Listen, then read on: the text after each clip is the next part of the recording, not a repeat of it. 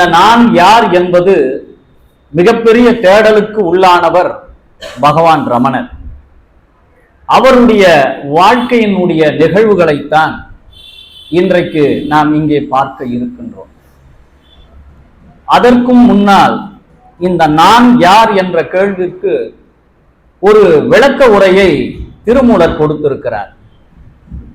அங்கிருந்துதான் சைவத்தின் மூலமாகத்தான் உலகிலே எந்த தத்துவ விசாரணைகள் இருந்தாலும் அந்த தத்துவ விசாரணைகள் என்பது சைவம் என்கின்ற புள்ளியில் இருந்துதான் தொடங்கும். அந்த புள்ளியிலிருந்து தொடங்கிதான் அதற்கான விடை என்பது கிடைக்கும். தன்னை அறிய தனக்கொரு கேடில்லை, தன்னை அறியாமல் தானே கெடுகின்றார். தன்னை அறியும் அறிவை அறிந்தபின் தன்னை அர்ச்சிக்க தானிருந்தானே. இதுதான் நான் யார் என்ற ஒரு கேள்விக்கான தொடக்கம். முதலிலே நீங்கள் யார், உங்கள் உறவினர் யார், அவருடைய வசதி என்ன, இதை பற்றி சிந்திக்காமல் நான் யார், என்ன காரணத்திற்காக இந்த பூமிக்கு நாம் வந்திருக்கிறோம். எந்த ஒரு உயிரினமும் இந்த உலகிலே காரணங்கள் இல்லாமல் வருவதில்லை. ஏதோ ஒரு காரணத்திற்காகத்தான் இந்த பூமியிலே எல்லா உயிரினங்களும் படைக்கப்பட்டு இருக்கிறது. ஒவ்வொரு உயிரினமும் இன்னொரு உயிரினத்தினுடைய சங்கிலி தொடர் போல ஒன்றுக்கொன்று பின்னி பிணைந்திருக்கிறது. ஒன்றில்லாமல் இன்று உயிர் வாழ முடியாது இன்னொன்று. அப்படியான ஒரு சார்பு நிலையில்தான் இந்த உலகத்திலே இருக்கக்கூடிய எல்லா உயிரினங்களினுடைய உயிர் தொடர்ச்சியான இருக்கிறது. ஆனால் மனிதர்கள் மாத்திரம்தான் நான் யார் என்ற ஒரு கேள்விக்கு உள்ளாகிறார்கள். உலகில் வேறு எந்த உயிரினங்களுக்கும் நான் யார் என்ற ஒரு கேள்வி எழப்போவது கிடையாது. அதனால்தான் திருமூலர் முதல் வரியிலே சொல்கிறார், தன்னை அறிய தனக்கொரு கேடில்லை. உன்னை நீ யார் என்று உணர்ந்து கொண்டால் உனக்கு எந்த விதமான கெடுதலும் வராது. நம் வாழ்க்கையில் நாம் முழுநேர பணியாகவே அடுத்தவரை பற்றி சிந்தித்துக் கொண்டிருக்கிறோம். அடுத்தவருடைய உயர்வை பற்றி சிந்தித்துக் கொண்டிருக்கிறோம். ஆனால் திருமூலர் சொல்கிறார், தன்னை அறிய தனக்கொரு கேடில்லை, தன்னை அறியாமல் தானே கெடுகின்றான். தன்னை அறியாத காரணத்தினால்தான் ஒருவனுடைய வாழ்க்கையானது கீழ்மை நிலைக்கு போகிறது. தன்னை அறியும் அறிவை அறிந்தபின் தான் யார் என்பதை ஒரு மனிதன் உணர்ந்து கொண்டு விட்டால் தன்னை அர்ச்சிக்க தானிருந்தானே. தன்னை எப்படி அர்ச்சிப்பது என்பால், நாம் புறச்சூழலிலே பக்தியின் மூலமாக இறைவனை தேடி அலைந்து கொண்டிருக்கிறோம். ஆனால் சித்தர்களாக இருந்தாலும் சரி, மகான்களாக இருந்தாலும் சரி, அவர்கள் எந்த கோயில்களை நாடி இறைவனை நாடி அலைந்தது கிடையாது. அவர்கள் எல்லாமே அகத்துள்ளே இறைவனை தேடி அலைகிறார்கள். அதற்காக வரக்கூடியது என்னவென்றால், இந்த ஆன்மாவிற்கு பக்குவப்பட்ட நிலை வரணும். நாம் விலங்கிலிருந்து மனிதனாக முதல் பிறவி எடுத்த உடனேயே சிவனை வழிபடுவோம் என்கின்ற நிலைக்கு வருவோம் என்றால் நிச்சயமாக வர முடியாது. ஒரு ஆன்மாவானது பக்குவப்பட்ட நிலைக்கு வந்த பிறகுதான் சிவ வழிபாட்டிற்குள்ளே வருவார்கள். ஆக இங்கே உட்கார்ந்து கொண்டிருக்கிற நீங்கள் எல்லாம் ஒரு சிவனை பற்றிய ஒரு சத்சங்கத்தை கேட்கிறீர்களோ, இல்லை சிவாலயத்திற்கு செல்கிறீர்களோ என்றால் உங்களை நீங்களே உணர்ந்து கொள்ள வேண்டியது எதுவென்றால், நீங்கள் பல பிறவிகளை கடந்து வந்திருக்கிறீர்கள் என்று அர்த்தம். பல பிறவிகளை கடந்து வந்தவர்களுக்குத்தான் சிவனை பற்றிய செய்திகளையும் கேட்க முடியும், சிவாலயத்திற்கு சென்று சிவனை வழிபடவும் முடியும். அது எல்லோருக்கும் வாய்ப்பு கிடைக்காது. இந்த வாய்ப்பு கிடைத்தது என்பது ஒரு முதிர்ந்த உயிருக்கு மாத்திரம்தான் அந்த ஒரு வாய்ப்பு கிடைக்கும். இல்லை என்றால் நீங்கள் இங்கே உட்கார வேண்டிய அவசியமே இருக்காது. அவரவர் பணியை அவரவர் இல்லத்திலே செய்து கொண்டிருந்திருக்கலாம்.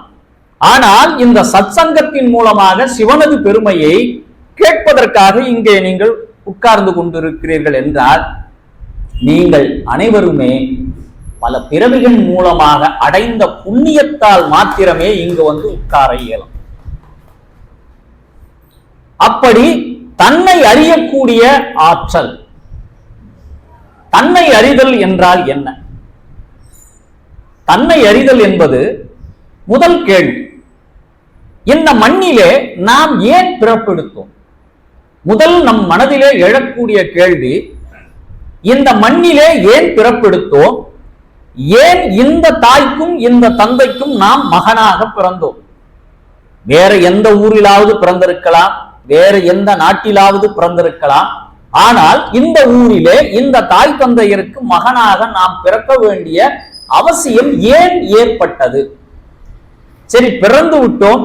பிறந்த ஒரு ஊரை நிர்மாணித்துத்தான் இறைவன் நம்மை அனுப்புகிறான். பிறகு ஒரு நாள் நமக்கு மரணத்தை கொடுக்கிறான். பிறப்பை கொடுத்த இறைவன் ஏன் நமக்கு மரணத்தையும் கொடுக்கிறான்? அதற்கு அடிப்படை காரணம் என்ன என்று பார்த்தால், இதற்குரிய கேள்விக்கான பதில் நம் சைவ சித்தாந்தத்திலே இருக்கிறது.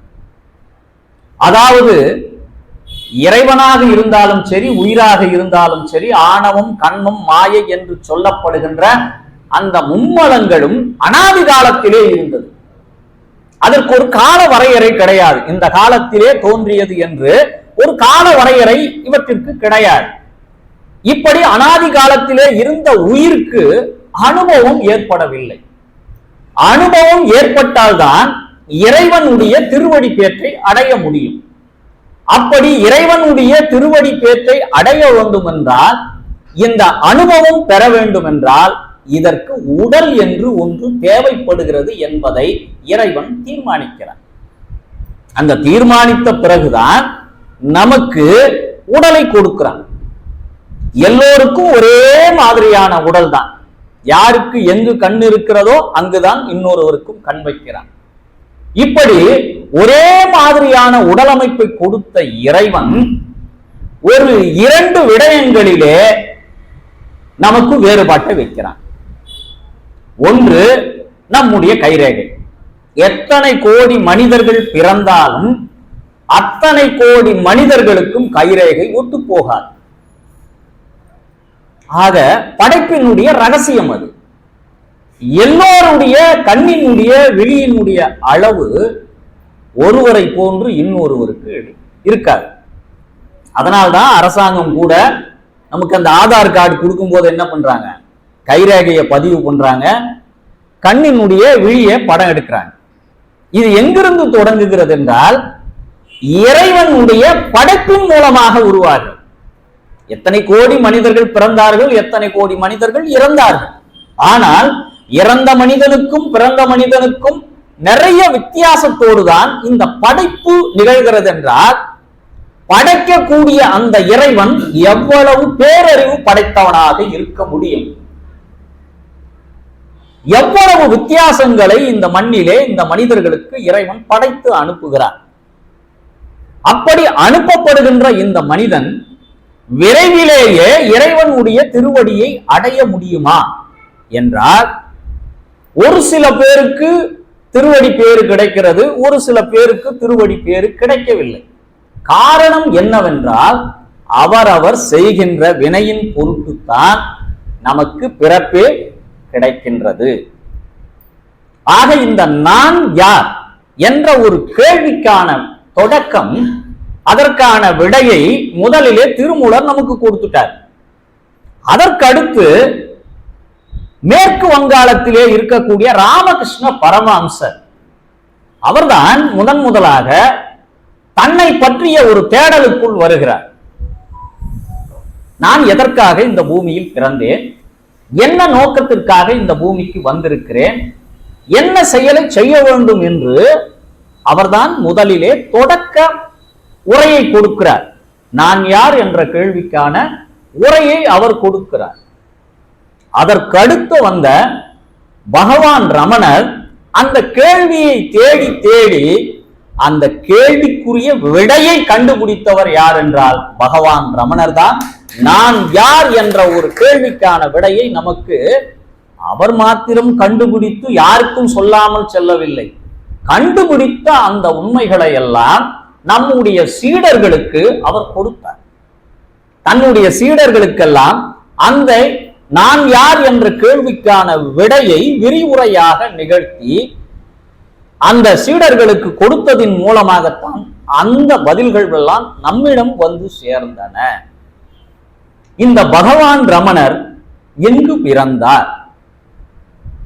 விருதுநகர் மாவட்டத்திலே திருச்சுழி என்ற ஒரு ஊரிலே பகவான் ரமணர் அவதரித்தார். அவருடைய தந்தையார் பெயர் சுந்தரம் ஐயர், அவருடைய தாயார் பெயர் அழகம்மை. அவர் ஒரு பிராமண குலத்திலே பிறந்தவர். அவருக்கு ஒரு அண்ணன் இருக்கிறார், அவருக்கு பேரு நாகசுவாமி என்று பெயர். ரமணருடைய அண்ணனுடைய பெயர் நாகசுவாமி. அவர் பிறந்த நாள் எல்லோருக்குமே இறைவன் ஒவ்வொரு பிறந்த நாள் மூலமாக அந்த பிறந்த நாள் நட்சத்திரம், ராசி, அதன் அடிப்படையிலே ஒருவருடைய வாழ்க்கையானது சோதிட சாத்திரங்கள் மூலமாக கணிக்கப்படுகிறது. அப்படி பகவான் ரமணர் பிறந்த வருடம் 1879 டிசம்பர் மாதம் 30ஆம் தேதி அவர் இந்த மண்ணுலகிலே வந்து அவதரித்த நாள். அதிலும் சிறப்பான ஒரு செய்தி என்னவென்றால், அதிகமாக எந்த குழந்தையும் இரவு 1 மணிக்கு பிறந்ததாக நாம் பார்த்திருக்க முடியாது. அவர் 29ஆம் தேதி நள்ளிரவு 12 மணி முடிகிறது, 12:01 30ஆம் தேதி தொடங்குகிறது. அந்த 1 மணிக்கு பகவான் ரமணர் இந்த மண்ணுலகில் வர வேண்டிய அவசியம் ஏன்? அந்த நாள் என்னவென்றால், சிவபெருமானுக்கு உகந்த நாளாக இருக்கக்கூடிய திருவாதிரை நாளில் தான் பகவான் ரமணர் இந்த மண்ணுலகில் வந்து அவதரித்தார். அந்த திருவாதிரை நாளுக்கு என்ன சிறப்பு? பிறப்பும் இறப்பும் இல்லாத நம்முடைய சிவபெருமானுக்கு திருவாதிரை நட்சத்திரம் ஏன் உகந்ததாக இருக்கிறது? அதற்குரிய காரணம் என்ன அப்படின்னு பார்த்தோம்னா, அன்றைக்கு சோழன் நாட்டினுடைய மன்னனாக இருந்தவர் கண்டராதித்த சோழன். நம்முடைய 12 திருமுறைகளிலே கண்டராதித்தரும் சில பாடல்களை பாடியிருக்கிறார். அந்த கண்டராதித்தருடைய மனைவி பெயர் செம்பியன் மாதேவி. அந்த செம்பியன் மாதேவியினுடைய புகழ் என்னவென்றால், அன்றைக்கு மண்ணால் கட்டப்பட்டிருந்த கோயில்களை எல்லாம் கற்றளி கோயில்களாக, அதாவது கருங்கல்லால் கட்டப்பட்ட கோயில்களாக உருமாற்றம் செய்யப்பட்டது செம்பியன் மாதேவியினுடைய காலத்தில் தான். பல சிவாலயங்கள் மண் கோயிலாக இருந்தவை எல்லாம் கல் கோயிலாக மாற்றியது ஒரு பெண்மணி. சிவன் மீது கொண்ட பக்தியின் காரணமாக இன்றைக்கு தஞ்சாவூர் பக்கம் போனீங்கன்னா நிறைய கோயில்கள் செம்பியன் மாதேவியால் புனரமைக்கப்பட்ட கோயில்கள் தான் இன்றைக்கு தஞ்சை பகுதியிலே இருக்கக்கூடிய கோயில்கள். அப்படிப்பட்ட அந்த செம்பியன் மாதேவியினுடைய கணவராக இருக்கக்கூடியவர் கண்டராதித்தர். அந்த கண்டராதித்தர் யார் என்றால் ராஜராஜ சோழனுடைய தாத்தா. அந்த கண்டராதித்தர் தினந்தோறும் இரவிலே உறங்க செல்வதற்கு முன் தில்லையிலே இருக்கக்கூடிய அந்த திருச்சிற்றம்பலமுடையானுடைய பாத சலங்கை ஒலி கேட்ட பிறகுதான் அவர் உறக்கத்திற்கு செல்வது வழக்கம்.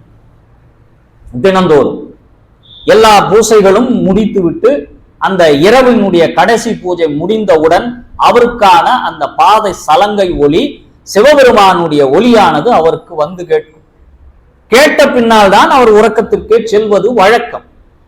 அப்படி ஒரு நாள் எல்லா பூஜைகளும் முடிந்து விட்டது, இரவிலே பாத சலங்கையினுடைய ஒலி கேட்கவில்லை. தன்னுடைய மனைவியான செம்பியன் மாதேவியை அழைக்கிறார் கண்டராதித்தர். அழைத்து, தேவி, இன்றைக்கு தில்லையிலே இருந்து கேட்க வேண்டிய பாத சிலம்பொலி கேட்கவில்லையே, இன்று செய்யப்பட்ட பூஜையில் ஏதாவது அபச்சாரம் நிகழ்ந்து விட்டதா? அதனால்தான் சிவபெருமானுடைய அந்த பாத சிலம்பொலி கேட்கவில்லையே, கேட்காமல் நான் உணவு உட்கொள்ள போவதில்லையே, உறக்கம் எனக்கு வராதே என்று புலம்புகிறார். அவருடைய மனைவி அவரை கொஞ்சம் ஆறுதல் படுத்துகிறார். இன்றைக்கு ஒரு நாள் தானே கேட்கவில்லை, நாளைக்கு நிச்சயமாக கேட்கும் அதனால் நீங்கள் தயவு செய்து உறக்கம் கொள்ளுங்கள் என்று சொல்கிறார். ஆனாலும் அவர் மனம் கேட்கவில்லை. இரவெல்லாம் உறங்காமல் அந்த பக்கமும் இந்த பக்கமும் திரிந்து கொண்டிருக்கிறார். அப்புறம் அதிகாலை நேரத்தில் தன்னை அறியாமல் உறங்கிக் கொண்டிருக்கிறார். அந்த உறக்கத்திலே அசரீரியாக சிவபெருமான் வருகிறார். கண்டராதித்தரே, இன்றைக்கு என்னுடைய சிலம்பொலி உனக்கு கேட்கவில்லை என்று வருத்தப்படுகிறார். இன்றைக்கு நான் சேந்தனார் என்று சொல்லப்படுகின்ற அடியாரினுடைய இல்லத்திலே களி உண்ண சென்றிருந்த காரணத்தினால்தான் இன்றைக்கு நான் தில்லையிலே இல்லை. உலகெங்கும் நீக்கமர நிறைந்திருக்கக்கூடிய பரம்பொருள் தில்லையிலே இல்லை என்று சொல்கிறார். இதை நாம் நம்ப முடியாது. ஆனால் அதற்கு பின்னால் ஒரு காரணத்தை வைக்கிறார் சிவபெருமான். சிவபெருமானுடைய நோக்கமே, நாம் முழுக்க பெரிய புராணத்தை படித்தாலும் சரி, இல்லை 12 திருமுறைகளை படித்தாலும் சரி, சிவபெருமான் ஒரு அடியாரை இன்னொரு அடியாரிடம் கொண்டு போய் சேர்ப்பான். அந்த வேலையை சிறப்பாக செய்பவன் சிவபெருமான். பானபத்திரனுக்கு சேரமான் பெருமானோடு ஒரு நட்பை ஏற்படுத்தினான். சேரமான் பெருமானுக்கும் சுந்தரருக்கும் ஒரு நட்பை ஏற்படுத்தினான். இப்படியாக சிவபெருமானை முழுமையாக யார் நம்பினாலும் சரி, கொடுக்க வேண்டியதை கண்டிப்பாக கொடுப்பான். யாரிடம் சேர்க்க வேண்டுமோ அவர்களிடம் கொண்டு போய் நிச்சயமாக சேர்ப்பான் என்பதிலே நாம் நம்பிக்கை வைக்க வேண்டும். பொதுவாக என்னன்னா, வாழ்க்கையில் துன்பம் வரும்போது உடனே கடவுள் நம்மளை கண்டுகொள்ளவில்லையே என்ற ஒரு ஆதங்கம் மேலிடும் போது கடவுளை நாம் நிந்திக்கிறோம். அவன் நமக்கு ஒரு துன்பத்தை கொடுக்கிறான்னா அதற்கு பின்னால் ஒரு காரண காரியம் இருக்கும். அந்த காரணம் எப்ப புரியும்னா, பல ஆண்டுகள் கழித்துத்தான் இறைவன் நமக்கு சரியாகத்தான் செய்திருக்கிறான் என்பது அப்பொழுது நமக்கு புரியாது. அப்பொழுது நாம் ஆண்டவனை திட்டுவோம். ஆனால் பல வருடங்கள் கழித்து அந்த நிகழ்வு நடக்கின்ற பொழுதுதான் அவன் செய்த காரியங்கள் அனைத்தும் சரியான நேரத்தில் சரியாகத்தான் செய்திருக்கிறான் என்பது நமக்கு விளங்கும். அப்படி இங்கே அசரீரியாக வந்த சிவபெருமான் என்ன சொல்றார்னா, இன்றைக்கு சேந்தனார் என்கிற ஒரு அடியாரினுடைய இல்லத்திலே களியை தின்பதற்கு போன காரணத்தினால் இன்றைக்கு உனக்கு என்னுடைய சிலம்பினுடைய பாத ஒலி கேட்கவில்லை. இந்த செய்தியை கேட்டவுடனே இறைவனுக்கு எவ்வளவு பூசைகள் செய்திருக்கிறோம், எவ்வளவு ஆலயங்கள் கட்டி இருக்கிறோம், ஆனால் ஒரு நாள் கூட நம் வீட்டில் வந்து இறைவன் உண்ணவில்லையே. ஆக இங்கே கவனிக்க வேண்டியது, செல்வ செழிப்பால் நாம் உயர்ந்தவன் என்ற அகங்கார மமதை இருந்தால் உன் வீட்டிற்கு ஒரு நாளும் சிவபெருமான் வரமாட்டான். யாரிடம் பொருள் இல்லையோ, வறியவராக இருக்கிறார்களோ, சிந்தைக்குள் யார் சிவபெருமானை வைத்துக் கொண்டிருக்கிறார்களோ அவர்களை நாடி சிவபெருமானே செல்வான். அப்படி சென்றதற்கு ஒரு உதாரணம் தான் சேந்தன். முதலில் இந்த சேந்தன் யார் என்பதை நாம் முதல்ல தெரிஞ்சுக்கணும். பட்டினத்தாரினுடைய கணக்கு பிள்ளையாக, அதாவது கருவூலத்தினுடைய அதிகாரியாக இருந்தவர் தான் சேந்தனார். அந்த சேந்தனார் பல கோடி ரூபாய் மதிப்புள்ள பட்டினத்தாரினுடைய சொத்தை நிர்வாகம் செய்யக்கூடிய பணியிலே இருந்தவர் இந்த சேந்தனார். அது நிதி நிர்வாகமாக இருந்தாலும் சரி, பொருள்களை ஆள்கின்றதிலே நேர்மை என்பதிலும் சரி, அவருக்கு நிகர் அவரே என்ற அளவிற்கு சேந்தனார் உயர்ந்த செயல்களால் மேம்பட்டு இருந்தார்.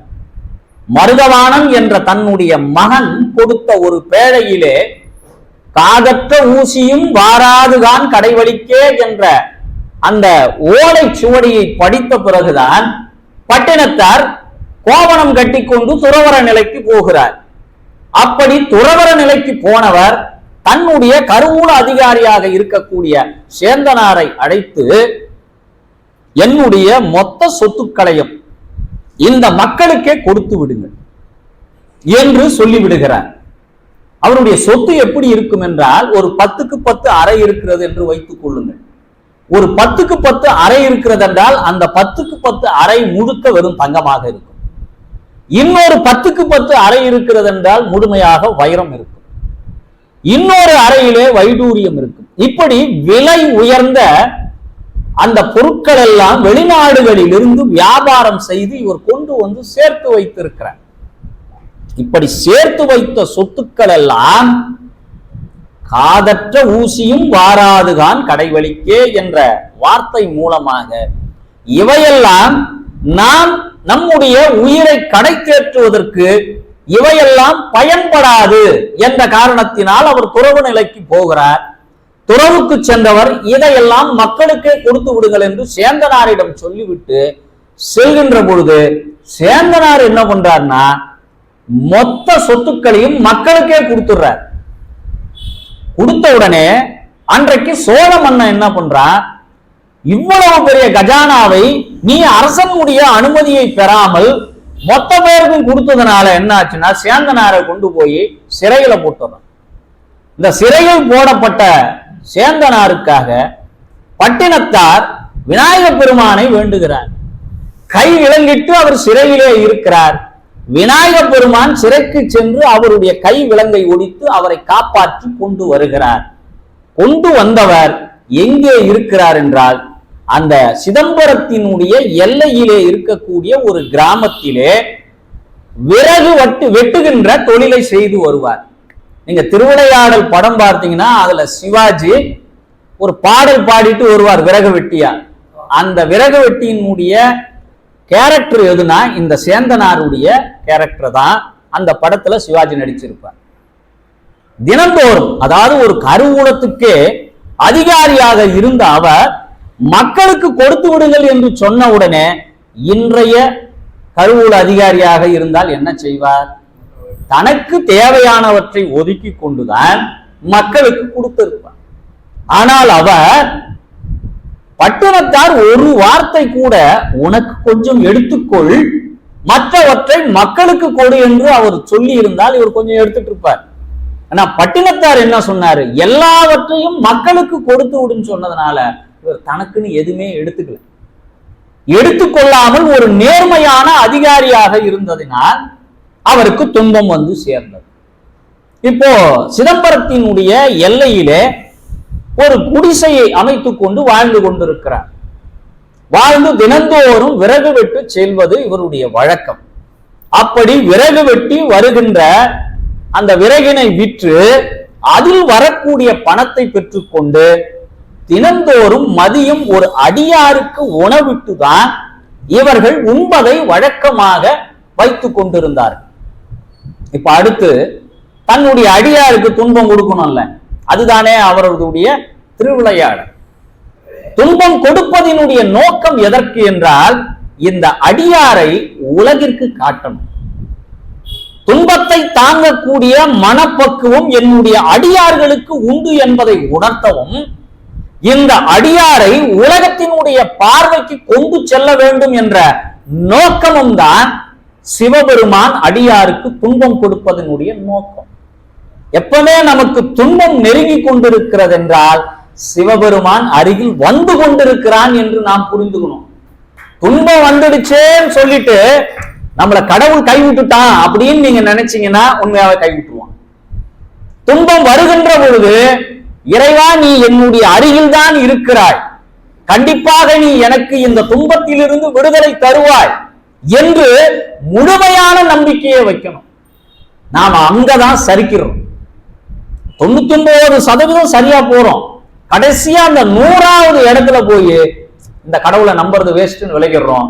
நீங்க வடபக்கம் போனா அவன் தெற்கு பக்கம் போயிடுவான். இந்த அடியார் கதையெல்லாம் சொல்லப்படுவதனுடைய நோக்கமே எதுக்குன்னா அடியாருக்கு எவ்வளவு துன்பத்தை சிவபெருமான் கொடுக்கிறான், கொடுத்ததை தாங்கக்கூடிய மன வலிமையும் கொடுக்கிறான்.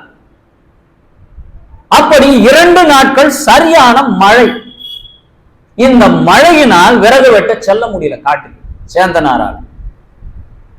இப்போ கையில காசும் இல்லை, தொடர்ச்சியா மழை, வீட்டுல உணவும் இல்லை. வீட்டுல கொஞ்சம் இருந்தது கேழ்வரகு மாவு கொஞ்சம் இருக்கு. இது 2 பேருக்கு உணவாக ஆகாது. இப்போ சிவபெருமான் இந்த மழையிலே ஒரு அந்தன வேடமிட்டு கொண்டு இவர் வீட்டுக்கு வர. அந்த ஊர்ல எத்தனையோ பணக்காரர்கள் வீடு இருக்கிறது, அடியார்கள் வீடு இருக்கிறது. அத்தனை வீடுகளுக்கும் செல்லாமல் அடுத்த வேளை உணவுக்கே இல்லாமல் இருக்கக்கூடிய இந்த சேந்தனார் வீட்டுக்கு வருகிறார். வந்து எனக்கு ரொம்ப பசிக்குது, இந்த பசிக்கு நீங்க உணவு கொடுத்தாகும் அப்படின்னு சிவபெருமான் அந்த வேடத்தை மாற்றிக்கொண்டு போய் கேட்கிறார். அறைக்குள்ளே செல்கிறார்கள் கணவனும் மனைவியும். இப்ப இந்த வந்திருக்கக்கூடிய அடியாருக்கு உணவு கொடுக்கணுமே, உணவு எதுவுமே இல்லையே, என்ன செய்ய? சேந்தனார் மனைவி கிட்ட சொல்றார், என்னதான் வீட்டுல மிச்சம் இருக்கு, கொஞ்சம் கேழ்வரகு மாவு இருக்கு. சரி, நம்முடைய அடியாருடைய பண்பு என்ன இருக்கிறதோ அதை கொடுத்து அனுப்பு. தண்ணீரை ஊற்றி அந்த கேழ்வரகு மாவை ஒரு களி போல கின்றான். கிண்டியாச்சு. இப்போ அதுக்கு ஒரு ஏதாவது தொட்டுக்கு கொடுக்கணும் இல்லை. தன்னுடைய புழக்கடையில போய் பார்க்கறாங்க, வீட்டு கொள்ளையில கொஞ்சம் கீரைகள் இருந்தது. அந்த கீரைகளை வேக வைத்து இந்த களிக்கு தொட்டுக்கொள்வதற்காக கொண்டு வந்து கொடுக்கிறாங்க. சரி, இவரு சாப்பிடுறார்.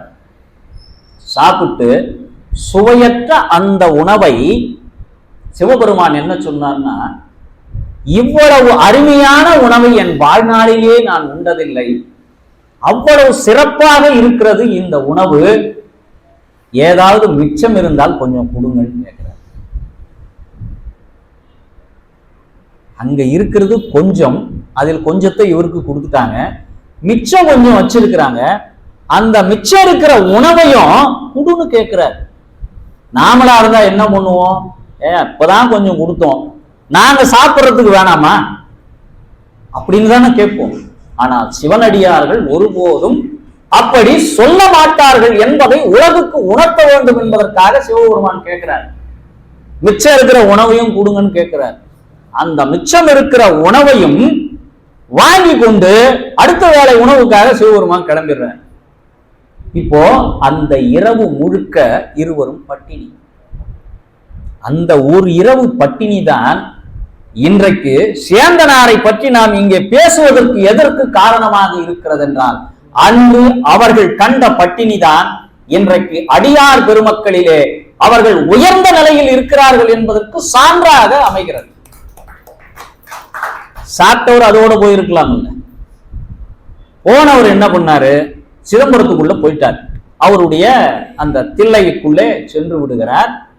சென்றவருக்கு என்ன ஆச்சுன்னா, இங்க அந்த களி தின்னாரு பாருங்க, அந்த களியினுடைய துண்டுகள் எல்லாம் உதட்டுல இருக்கு.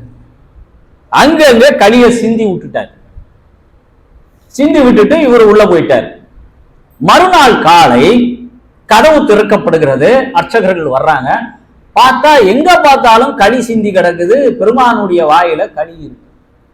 இவர்கள் என்ன பண்றாங்க, ஓடி போயிட்டு அந்த நாட்டினுடைய மன்னனாக இருக்கக்கூடிய கண்டராதித்தர்கிட்ட சொல்றாங்க, மன்னா, நம்முடைய ஆலயத்திலே ஒரு அபச்சாரம் நடந்து விட்டு இருக்கிறார். யாரோ ஒருவன் களியை கொண்டு வந்து சிவபெருமானுடைய வாயில வச்சிருக்கான், எங்க பார்த்தாலும் களியா சிந்தி கிடக்குது அப்படின்னு ஒண்ணு. அப்போ மன்னர் சொல்கிறார், அது யாரோ செய்த வேலை அல்ல, சிவபெருமானே சென்று ஒரு அடியார் வீட்டிலே உணவு உண்டு விட்டு வந்திருக்கிறார். அதை அந்த அடியாரை உலகிற்கு அடையாளம் காட்ட வேண்டும் என்பதற்காகத்தான் இந்த திருவிளையாடலை நிகழ்த்தி இருக்கிறார். நேற்று அசரீரியாக சிவபெருமான் வந்து எனக்கு தகவலை சொல்லி இருக்கிறார். என்ன தகவல் என்றால், சேந்தனார் வீட்டிற்கு நான் போய் களி சாப்பிட்ட காரணத்தினால் உனக்கு பாத சிலம்பினுடைய ஒலி கேட்கவில்லை. நாளைக்கு அந்த சேந்தனாரை உனக்கு நான் அடையாளம் காட்டுகிறேன் என்று சிவபெருமான் சொல்லி இருக்கிறார். அதனால் நிச்சயமாக அந்த சேந்தனார் யார் என்பது நாளை நமக்கு அடையாளம் காட்டப்படும் என்று சொன்னதினால் பார்க்கலாம், சிவபெருமான் அந்த சேந்தனார் யார் என்பதை நமக்கு அடையாளம் காட்டட்டும் என்று காத்திருக்கிறார்கள். அன்றைய நாள் திருவாதிரை நாள். அதுக்குதான் நாம திருவாதிரை களியை சிவபெருமானுக்கு இன்னைக்கு படைக்கிறோம். இப்போ அந்த திருவாதிரை அன்று அங்கே தேர் திருவிழா நடக்கக்கூடிய காலகட்டம் சிதம்பரத்திலே. இப்போ தேரெல்லாம் தயார் பண்ணிட்டாங்க, எல்லாம் தயாராயிடுச்சு. இப்போ தேரை வடம் முடிச்சு இழுக்கணும். இன்றைக்கு திருவாரூர்ல தியாகராஜனுடைய இன்றைக்கு ஆழித்தேர் ஊர்வலம் நடைபெறுவதை போல அன்றைக்கு சிதம்பரத்திலே திருவாதிரை என்று தேர் வீதி உலா வருகின்ற நாள். இந்த வரக்கூடிய நாளிலே எல்லோரும் வடம் பிடித்து இழுப்பதற்காக செல்கிறார்கள். தேர் அசையவில்லை. என்னென்னவோ முயற்சி பண்ணி பார்க்கிறாங்க. அத்தனை மனிதர்களும் சேர்ந்து இழுக்கிறாங்க. அப்பொழுது அசரீரியாக இருந்து அந்த கூட்டத்திலே இந்த சேந்தனார் அங்கு நின்று கொண்டிருக்கிறார். ஏதோ ஒரு மூலையிலே நின்று கொண்டிருக்கிறார். நின்று கொண்டிருந்த அந்த சேந்தனாரை சிவபெருமான் இப்பொழுது அடையாளம் காட்டப் போகிறார். சேந்தனாரே முன்னே வந்து நீங்க பல்லாண்டு பாடுகின்றார். அந்த தேரை இழுக்க வந்த மக்கள் எல்லாம் நின்று கொண்டிருக்கிறார்கள். யாரா அவ்வளோ பெரிய ஆளு, இந்த தேர் நகர முடியல, அந்த பல்லாண்டு பாடினால் இந்த தேர் நகரும் என்று அசரீரியாக சிவபெருமான் சொல்கிறார் என்ற பொழுது தன்னைத்தானே கிள்ளி பார்த்துக் கொள்கிறார் சேந்தனார். நேற்று ஒரு அந்தனர் வேடத்திலே வந்தது சிவபெருமான் என்பதை அப்பொழுதுதான் சேந்தனார் உணர்ந்து கொள்கிறார். இப்போ தன்னை இந்த உலகிற்கு அடையாளம் காட்ட வேண்டும் என்பதற்காக முன்னே வந்து பாடுகை என்று சொல்கிறார். சேந்தனார் முன்னே வருகிறார். நீங்க அந்த திருமுறையில பாத்தீங்கன்னா மண்ணுக தில்லை என்று ஒரு பாடல் இருக்கும். அந்த மண்ணுக தில்லை என்ற திருப்பல்லாண்டு பாட்டினை பாடியவர் யார் என்றால் சேந்தனார். சேந்தனார் பாடுகிறார். தேரை இழுக்கிறார்கள். தேர் நகர்ந்து சென்று கொண்டிருக்கிறது. ஒரு அடியாரை அவ்வளவு பெரிய கூட்டத்திலே இந்த உலகிற்கு சிவபெருமான் அடையாளப்படுத்தி காட்டினார்.